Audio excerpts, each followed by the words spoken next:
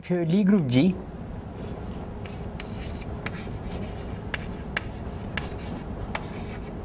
always contains a connector component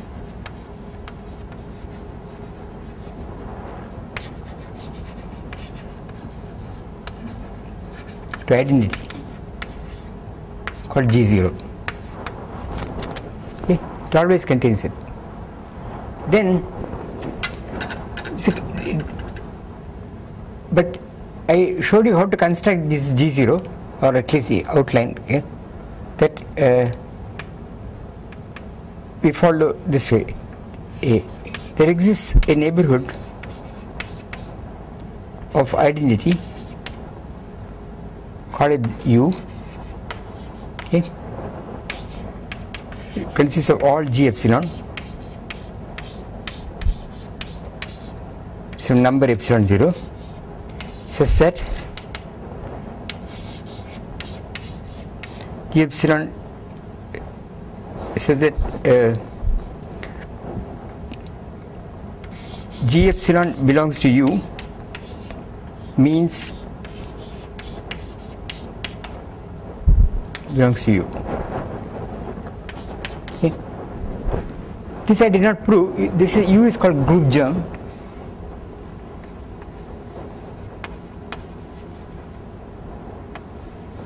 Okay. And in books you will see, even in physics books, this U is constructed using. We'll see what this exponential map is. I'll just write the phrase here. It involves solving differential equations. So I will non-linear differential equations, non-trivial. Okay? So they invoke theorems on differential equations. So I will leave it here. Okay?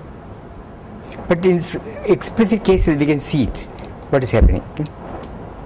Then notice that I said last time U, okay, is well, here I have chosen, okay,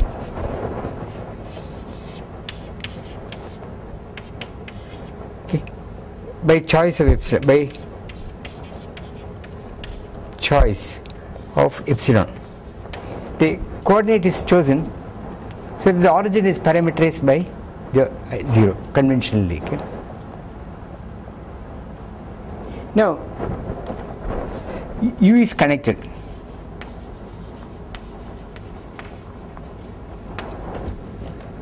That is okay, since okay, enough to show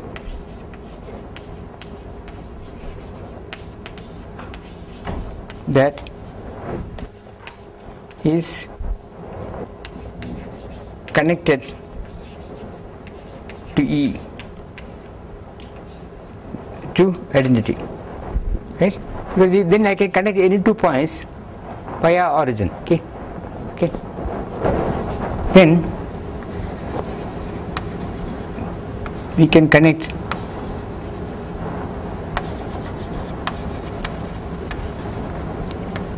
G epsilon to G of epsilon prime via E. That is, if I have G epsilon here, G of epsilon prime here, E can go from here to here and go backwards.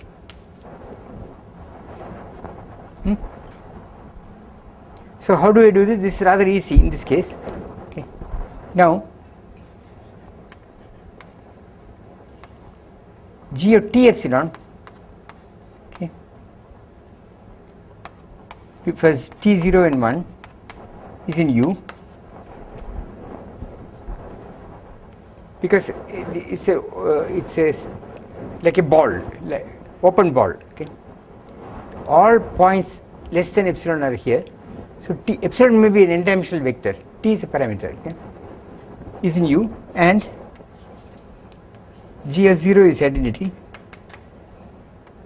G of 1, G of T, G of 0 is identity, and G of epsilon, which is, let's write this, G of T epsilon, T equal to 0 is identity, and G of T epsilon, t equal to 1 is equal to my starting point g of epsilon.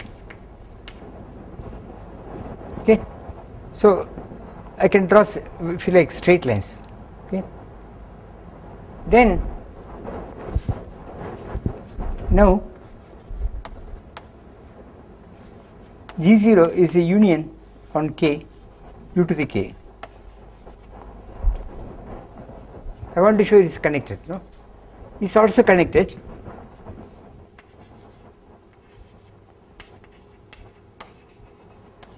since G is in u to the k means G is of the form G of some epsilon 1 G epsilon k G epsilon I is in u, right, by definition. By the way, same G may occur in more than one u, that I don't, some more than one power of k, okay, that I don't care. And clearly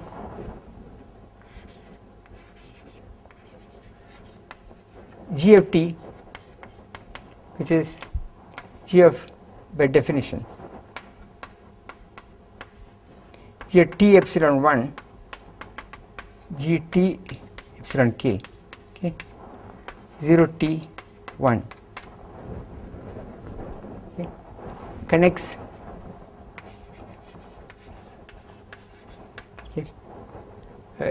G to E. So G0 is connected.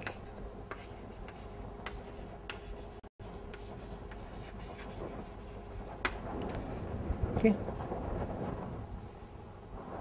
So the importance of this is the following. Okay. So this the fact that I can fact that okay, G0 is generated by U, okay, leads to okay, study of G0, okay, from the small, from the neighborhood of identity. These are the Lie algebra methods.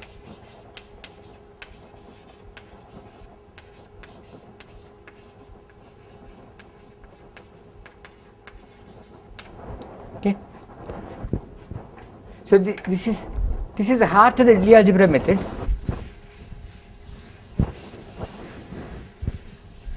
By way of comments, I can say the crucial theorem here is this, which I have not proved, is this thing that there is a neighborhood like this, okay, which is your group germ, which is not a trivial statement, this exponential map. Okay. You can always write an open set around the edge. Yeah, but it is this statement here, the G and G inverse are the same thing. It's not easy to prove. Okay, you can find an open set, yeah, sure, but you don't know that the inverse is still there. And secondly, you don't know that you get the same thing when you take products. Okay, the latter is given in Pontryagin. There is, it is very implausible that you are going to get two different groups by taking multiples. And for compact groups, I have to tell what is compact. But if the space group manifold is compact in technical sense, the number of things you have to take here is finite. It can be very large. Okay, but in the non-compact case, that is not the case. Okay, but you can do this. Okay. Let me give examples. Yeah. Okay. G0 tends to be U1 exponential I alpha. So you can choose U to be set of all things like this, okay, where epsilon is less than some epsilon 0. So these are the group here U1 is a circle as a manifold, and this is the say identity, and what I am doing here is take for U this thing, right. So if I go on multiplying it as a set, you will go on, you are going to get all possible angles by multiplication. They go on adding, and you will stop whatever if you pick here. After finite number of steps, you will cover the whole thing. That is because you are getting some cover. You can always cover a compact set by finite open cover. Okay, but anyway, that is a technical statement. B. Let's take SO3.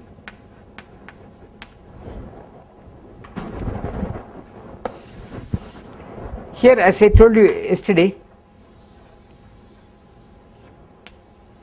is a ball B3. This identity is E here, and you are identifying diametrically opposite points. So you can choose for U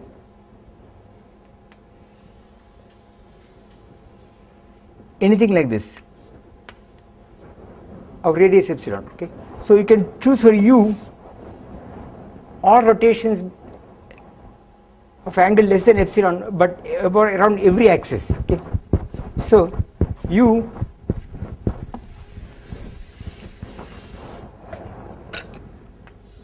is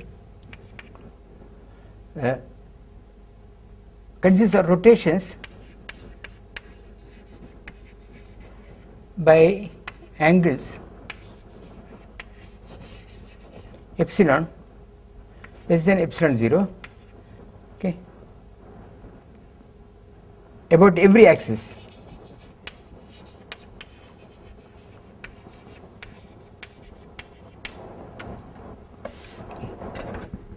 Okay, so if I go on taking u to the k, okay, will then blow up this, then blow up this neighborhood. Okay, because you take one axis, you have got all rotations up to epsilon. Okay, you multiply again, you get up to 2 epsilon, 4 epsilon, it will go on like that, no? For this is exactly similar, okay, for around pick an axis,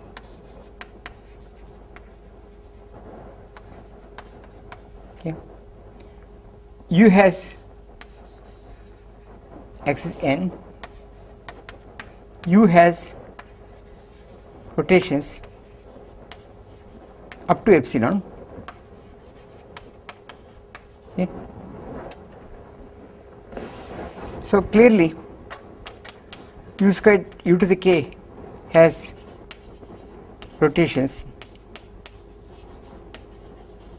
up to k epsilon, okay.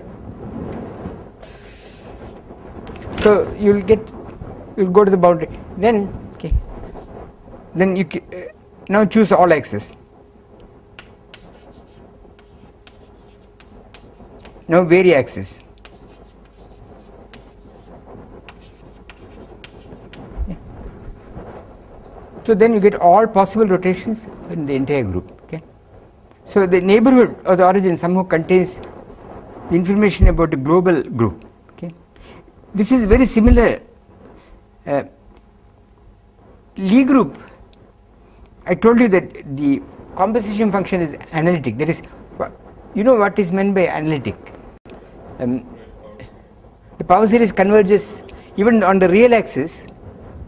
On the real axis, you can tell when a function is analytic, if the power series converges on the real axis, okay, because then in some neighborhood you can continue it by analytic continuation, and you get a complex variable defined in that neighborhood, okay, right.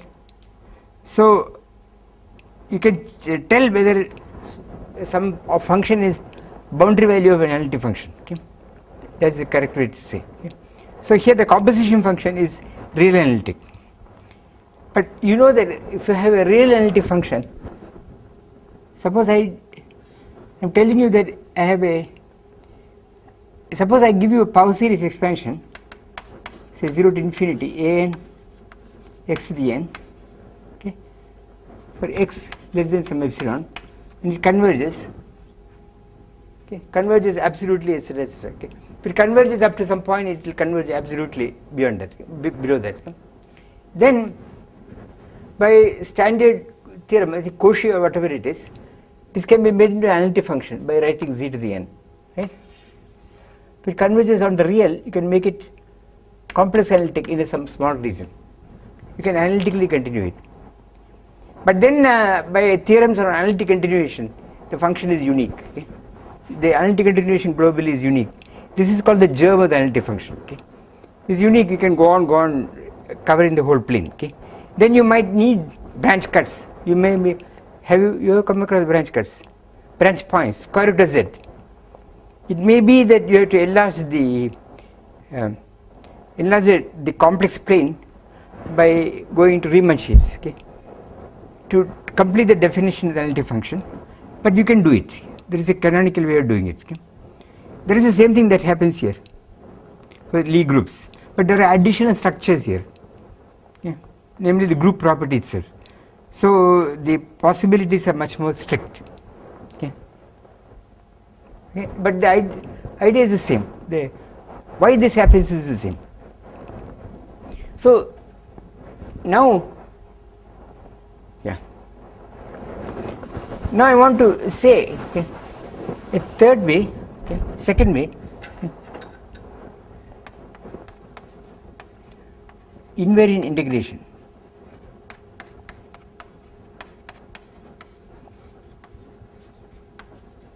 And character theory.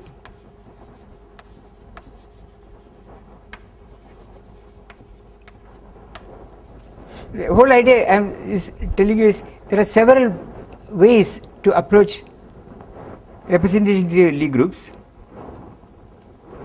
One is this thing, okay, which leads you gradually to this Lie algebra theory, okay, and all the stuff which I will explain to you.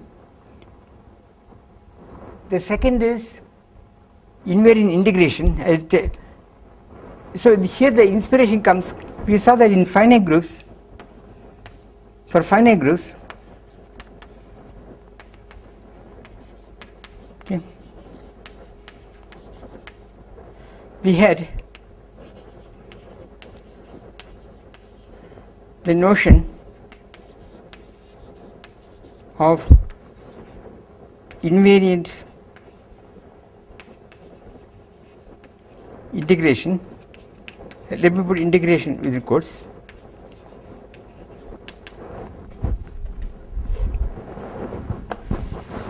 Which is, let's say, f, okay, the summation g, f of g, right? And which had the property that Sg f of gs. Here I wrote an integral in this. I don't mean integral in the standard sense or writing dx and integrating. The symbol is mapping the function linearly to complex numbers. That's all I mean. Okay. Then these things had this property, and this led to character theory. Then led to a whole bunch of results.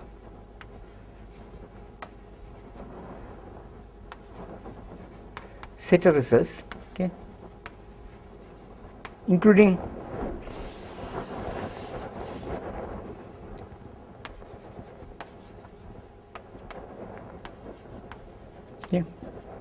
complete reducibility,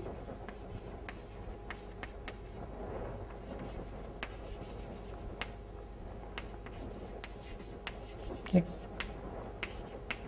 unitarity,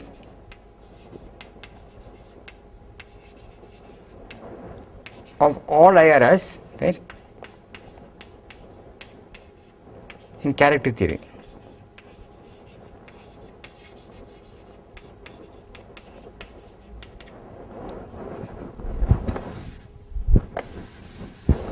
Okay, and structure of, okay,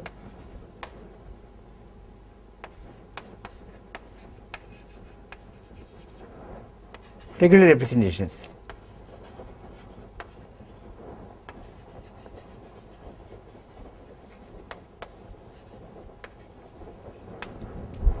It told us that by studying the regular representation I can get all representations.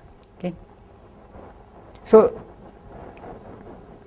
this told us, I mean, these are intimately related statements.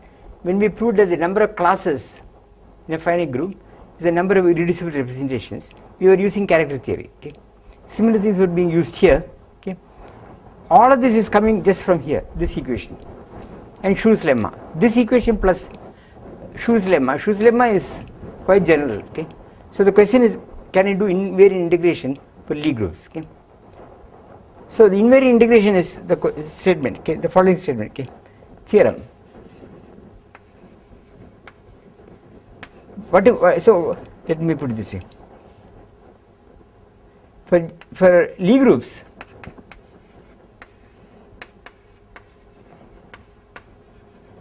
say G0, what we will, so this consists of G of some parameters A. Okay. What we mean by invariant integration means, okay, an invariant integration means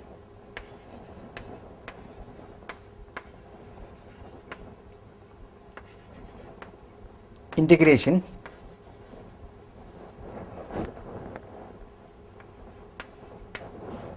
means, okay, a measure, well, measure you can just think in the simplest way.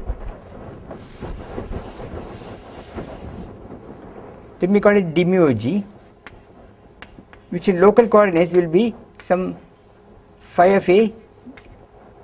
Let me see, what did I write here?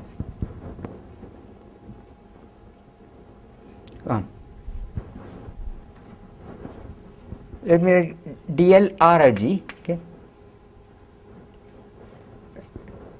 I should say a left or right invariant measure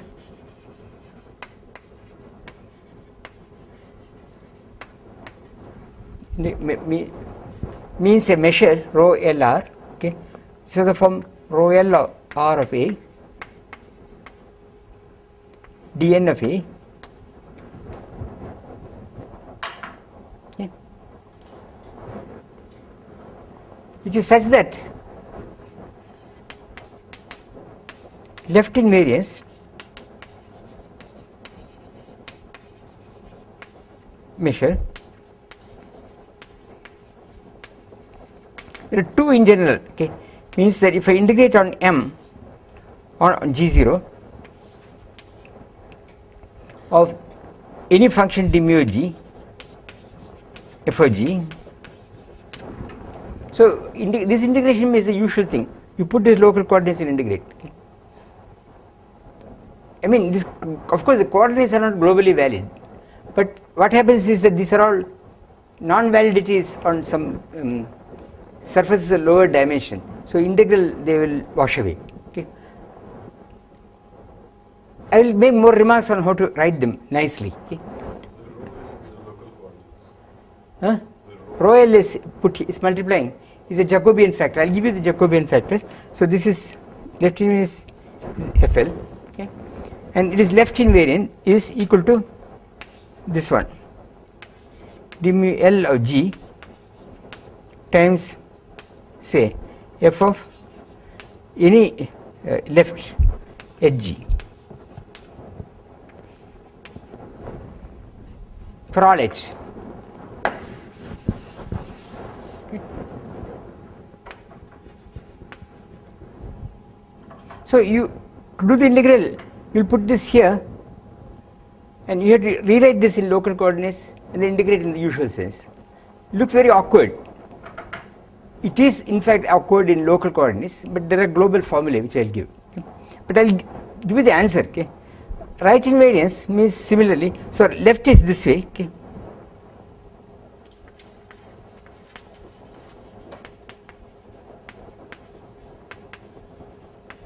So that will be G0 d mu r of G f of G. So all f or smooth f, of course. Just like there, f is all h and all f.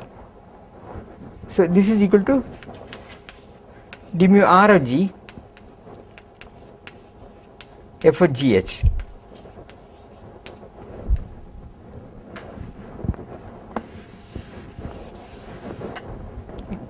In general,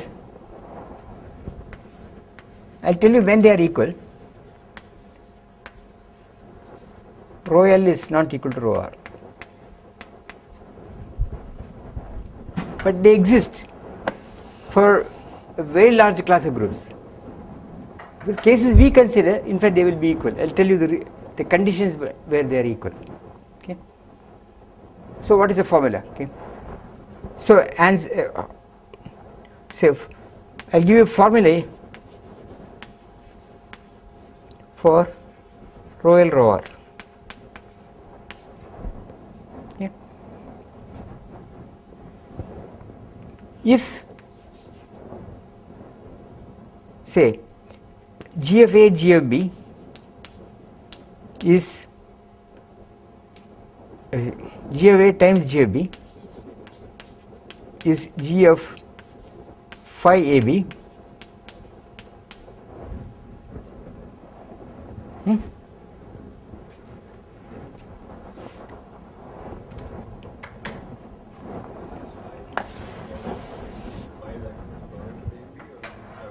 no, it is, you have to multiply it, the log G of phi is argument. Okay. So it's giving you the coordinates of the composite operator. Okay. Then rho L of A is, so inverse of the determinant is equal to determinant of, if phi is a multi-component, no, phi rho, okay, AB or D B sigma, this matrix evaluated at b equal to 0 inverted. Okay. It's a Jacobian, it is a thing when you change the coordinates, okay, you will get a Jacobian, but this will also transform in a particular way and they will cancel. Okay. Likewise rho R of A, well, let me call it rho R of B, will be determinant of d phi rho of AB or dA sigma, okay, A equal to 0 inverse, this inverse. Okay. The proof for this is a homework. Okay. Proof is a homework.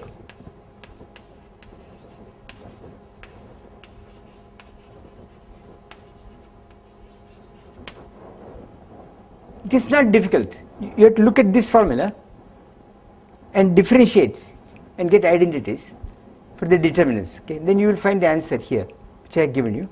So I have given the thing as a homework, but this you can always do. Okay. Now,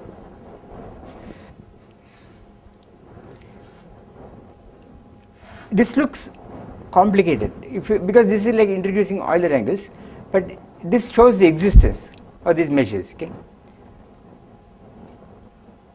Normally you don't use this formula. This formula is, by the way, in Berner's book and some other books also. But if you know differential forms, do you know differential forms? Huh? Little. Then I can write down the formula right away. Okay. It's very easy, and then you can say, oh, of course, okay, use, you know. Okay. Let me state the properties of this and maybe I come back to differential forms. You can give, let me show some examples. Okay. You can write on the formula. Huh? I'll come back to that. I'll come back. First, let me show some properties of Lie groups which follow from these meshes. Then finally, I give you formulae. Some of these formulae, by the way, are used in quantum field theory. Instantons. If people have dealt with instanton physics, it is used. Of course, we use it all the time when you do group theory, like SU3. Okay.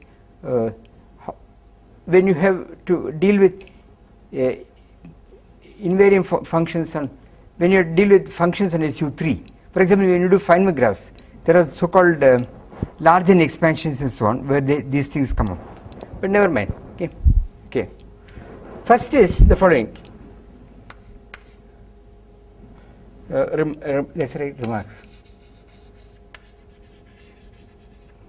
These meshes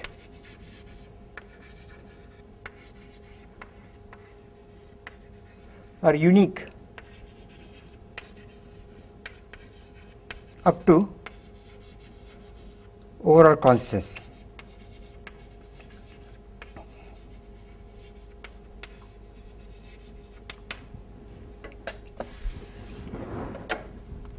This is an only non-uniqueness you can find. Okay.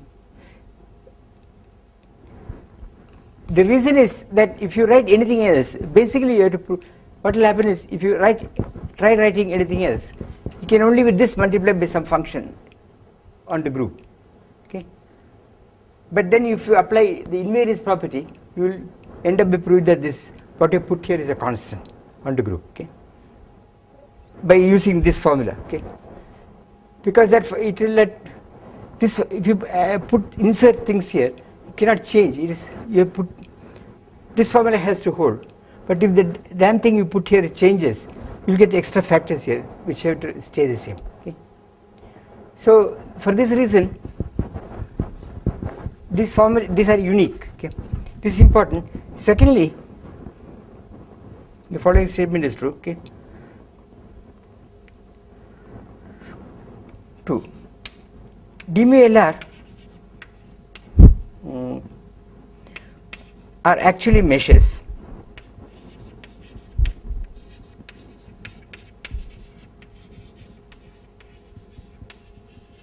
That is that is, if f is positive, f is non-negative, this integral d mu LR f is non-negative, and 0 if and only if f equal to 0. Well, in the measure theoretic sense,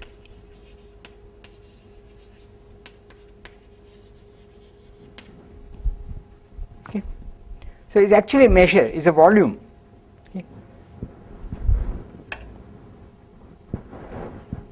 Doesn't change sign and suddenly become 0 in some region.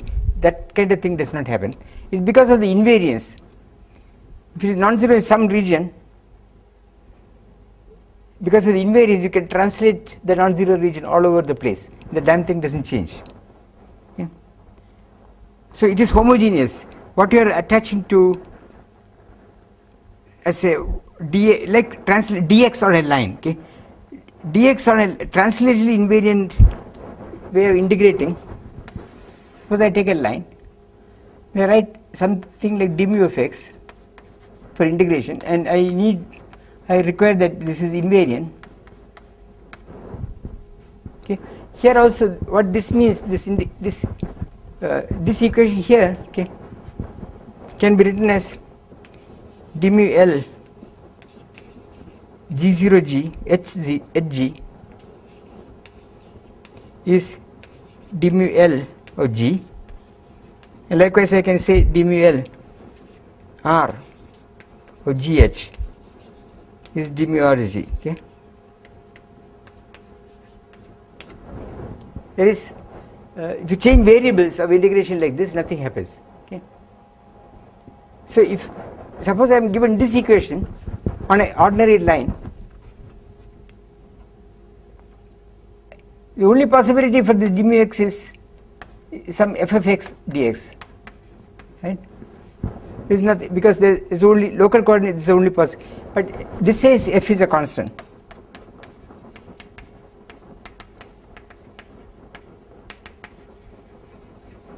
Right? And this constant all over, and the volume I give to some small region where this thing is positive is the same volume I will get for every translated region. Right? So it cannot vanish unless it vanishes in the starting interval, okay, which it does not by construction. Okay. So there is a certain homogeneity, so that from that you have this result here. It is actually a measure. So that means, so this is important.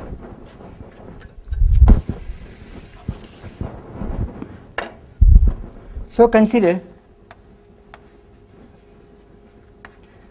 two Hilbert spaces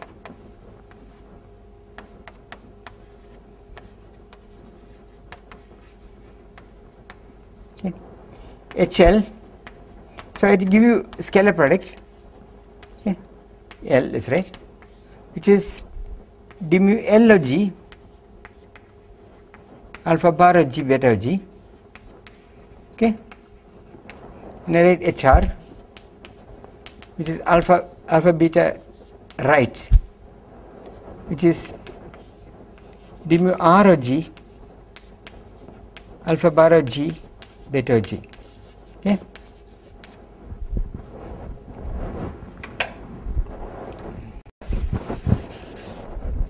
So this is my scalar product, and what I can say is that on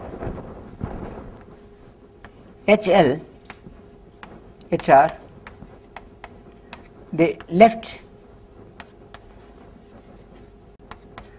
right regular representation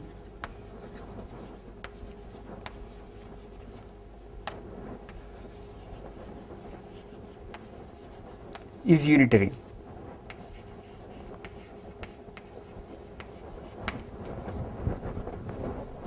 Because the left regular representation translates G on the left. If you remember U of H, so in the left regular representation UL of H F at G was F of G, H inverse G, right? And the right one was on the other side, okay. So it is unitary, because if I do the same thing on the left, it will cancel out it. So these are unitary representations, okay. This is very important. When you do partial analysis, so when you separate variables in Schrodinger equation, you are using this kind of thing, okay. Underlying all that activity is this result here, okay. Okay, and we'll come back to this when we go into representation theory more, okay. But less obvious are the following things, okay. Where was I? This was 3, right? 2, 3. Because a group G0 is compact if and only if, say, d mu L of G on G0, which I'll call V, is less than infinity. So you don't need topology, okay. You can integrate, and the volume is finite, the group is compact, okay. In this case, then, okay, we can also say d mu L of G is d mu R of G up to constant, up to constants.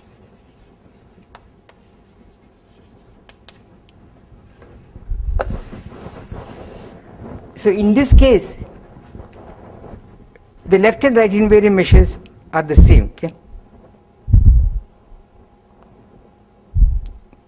Okay. This result here, okay, this is true also for, let me see,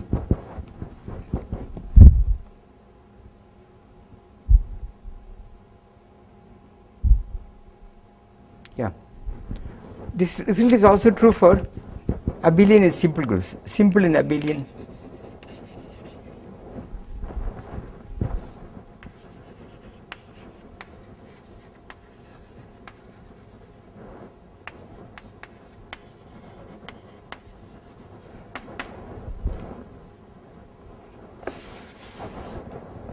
Yeah. Simple, for example, it is true also for Lorentz group, but Lorentz group is not compact. It's also true for the real line. Okay. So there something else is happening. Okay. All these are unified by this formula, which I will tell you now. By this formula with differential forms. Okay. Which You're using differential concepts to talk about compactness, but compactness is usually introduced in topological. yeah. How are the equivalent? This is a maths question which it is known that many of the results you get using differential structures persist when you when you don't even bother about that. Okay. Why this, I don't know enough, I don't know enough math to be able to answer that. Okay. You are asking, if I am only looking at topological concepts, why should I put, if I prove something with differential, why should it persist in the topological context? Okay. I think the differential structure has to be compatible with the topological structure. How the two definitions are equivalent? The definition is the same. Okay. That is, compactness in the topological thing is what is used here, okay, in proving this result. So on the compact space, if you put a volume form, it will be having this property that when you integrate you get finite. Okay. Why these two things are coinciding, I do not know. This happens all over the place. Okay. I don't know how to say it in a good way. I know by calculation, but I don't know.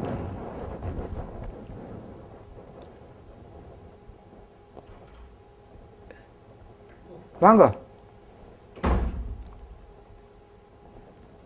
I can't. I know this Poincare conjecture which was proved.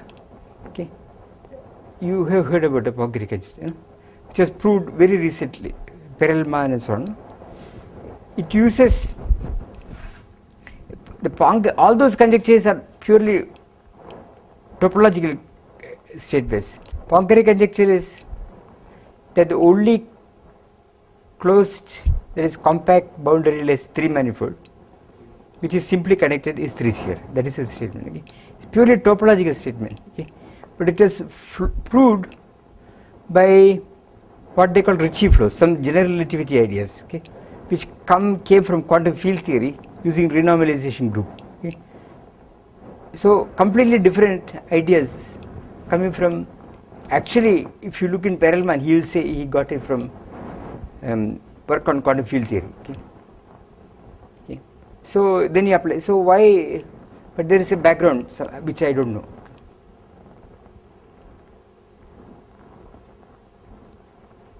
So now, yeah. So let me look at examples. Then we will look at how to write it in a good way. Okay. Examples. So let me look at the 1+1 Lorentz group.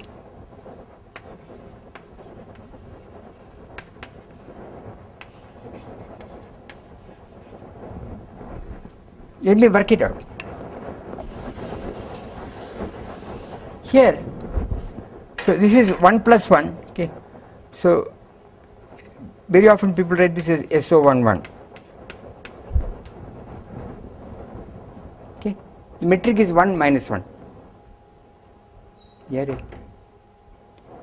The lecture, there is no lecture here. Okay. So the elements of this group, okay, will consist of g of theta. This is normally written as cos theta, shin theta, shin theta, cos theta.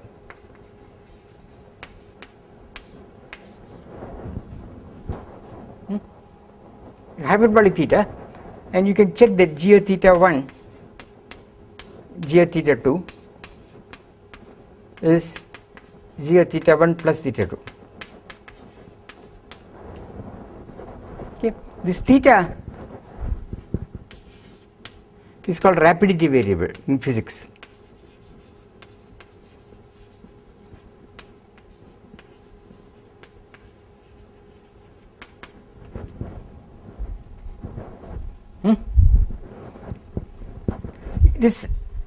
This thing is used in the analysis of, you may know that when you have say you have two collisions, say PP bar in LHC, or maybe originally it was electron positron at very high energies, then near the forward direction you get jets. Things are highly collimated and they go forward. You get jets, okay, going very rapidly. Okay. So for the analysis of the jets, this is almost linear. It is going almost in the same highly collimated things. Okay. So the analysis of these jets, where they come from, and so on, this variable is used, okay, for the jet phenomenology and what they call deep inelastic collisions. Okay. So this variable is well known, but for us the important thing is this means phi of theta 1, theta 2, this theta 1 plus theta 2.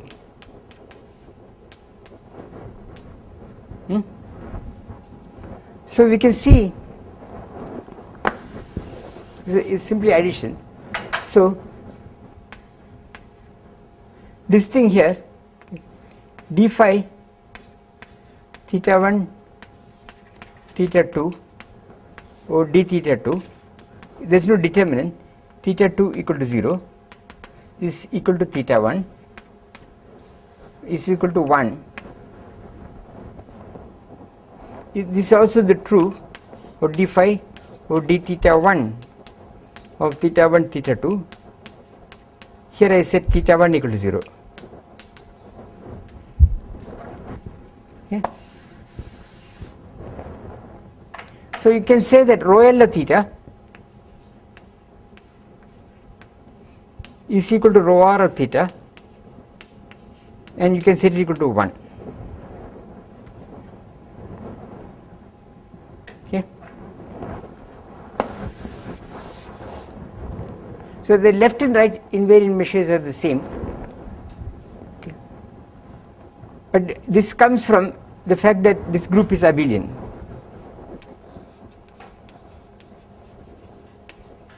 Abelian means it commutes. You remember, we defined this.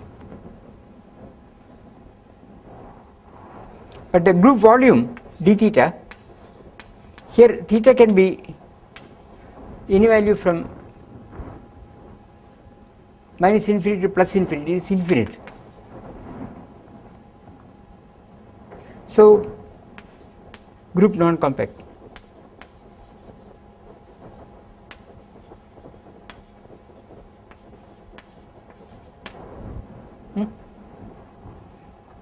In contrast,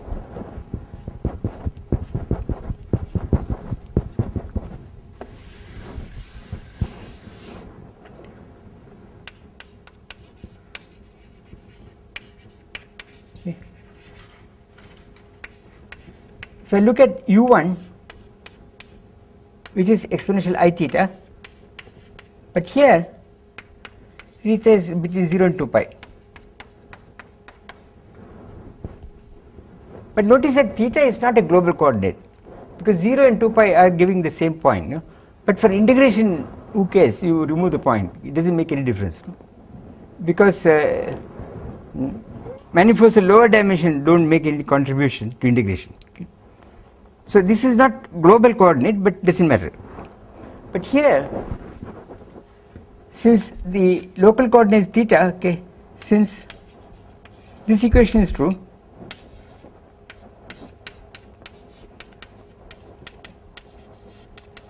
theta 1 plus theta 2, again rho L of theta is rho r of theta is equal to 1. Of course group is abelian, but the group volume is 0 to 2 pi d theta is less than infinity, or U1 is compact.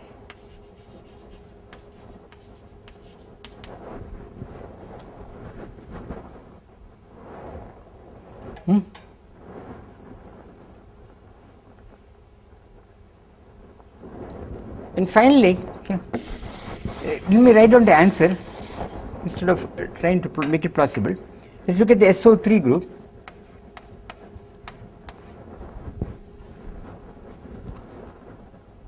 Here,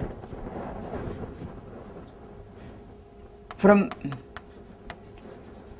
rigid body study, let me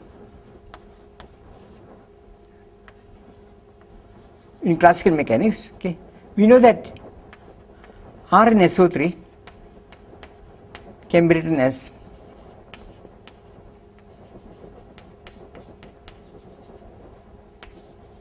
R of, okay, phi theta, let me write it alpha, okay, phi is 0 to 2 pi, theta is pi to 0, right, and alpha is 2 pi to 0. Okay. There is this business. Alpha is rotation around third axis. Theta, how does it go? Is a rotation around second axis, if I remember correctly, and this last one is again rotation around third axis. Okay. So you write the full rotation as a product of 3 rotations. Okay. Then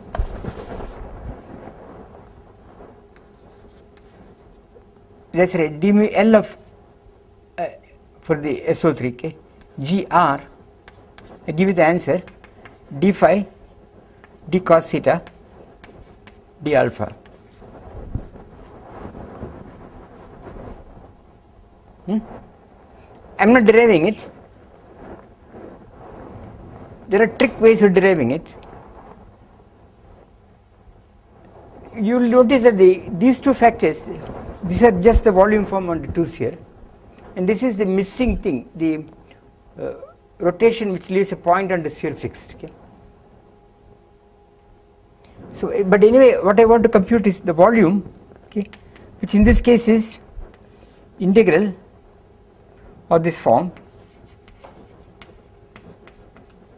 which is from d phi it is 2 pi, d cos theta is minus 1 to plus 1, 2, and this gives you another 2 pi, so 8 pi squared, which is less than infinity.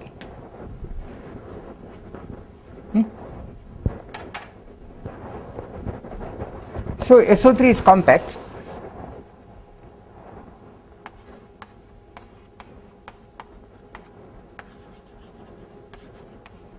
and d mu L is equal to d mu R.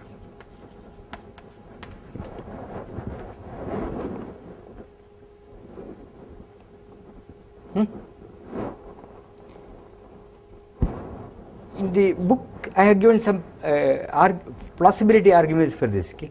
Why this formula I have written down is reasonable. Okay. But let me I won't get time to finish this. But There's different left and right measures, and both of them giving different answers for the volume of the group. you will not get, you will get, if it is finite, you will get always the same answer. It's a theorem. But the measures themselves need be Up to overall constants. Okay. I mean, you can multiply it by 20. Okay. That I cannot control. No? So you have to, you can normalize them, but so that if you normalize them on the unity, they will give the same value for integration on any function. Yeah. Okay. Now, what I will do next time is give you a rapid course on differential forms. That is, what do I mean by things like dx1 best dx2? I mean, I want to give you at least the rules of integration with differential forms, because these formulae all look extremely simple if I use differential forms. Okay? You don't need local coordinates or anything, and it is used in these papers of the Russians when they were discussing instantons. Old papers on instanton physics, which has a lot of physical consequences, you see this formula used constantly. Of course, those fellows were coming from the St. Petersburg school. Okay, St. Peter, no, at that time called Leningrad school. Okay, all these big shots were there. Eshetikhin, Fadeev, Belavin. Okay, and they were also doing physics, and naturally they were using such things. But I want to tell you this. But if you want a very rapid thing, you can look in this first volume of Gelfand and Shidov.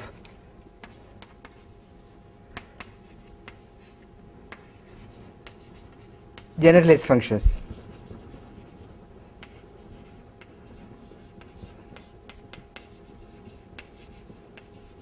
Volume 1.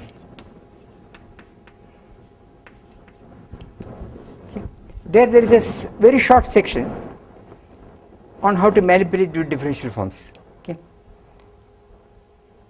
Basically, they give you rules on how to manipulate it. Okay. Without going into the what do they mean, where they come from in differential geometry, they just give rules. So if you give a formula, you can write it in terms of differential forms, and you can jolly well go ahead. You can change variables.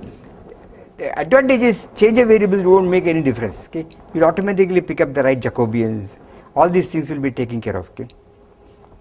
So they are given the formula, and I'll try to recall to you the formula and write this formulae for all finite dimensional matrix groups in a nice way. Okay. Then you will see that for all these things, left and right invariant measures are the same. Okay. And it's coming from because of the fact that the trace is 0. Some trace is cyclically invariant. Trace is cyclicity property. No? So you have a cyclic trace which you can define, and the origin of this identity for all the finite dimensional matrix groups is this. Okay? And for compact groups, SO3, SUN, I write a formula. Okay? And the formula is very simple. And if you are anxious to write it in local coordinates, you can do it. It will take you maybe 3 weeks, but you can do it. Okay? But if you don't want to do it, you don't have to do it. Okay? So I will do that next time.